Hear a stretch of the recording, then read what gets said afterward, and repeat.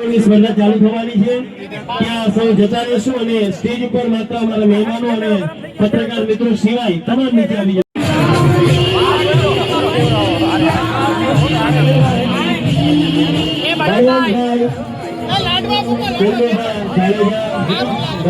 સ્પર્ધામાં છે અને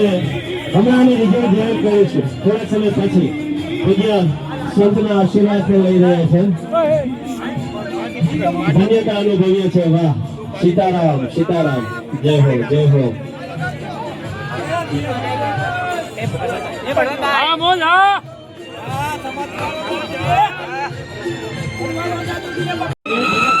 ચંદુભાઈ જાડેજા 29 લાડવા ખાધા છે અને માવજીબા 28 29 અને 30 એના હિસાબે પહેલા નંબરે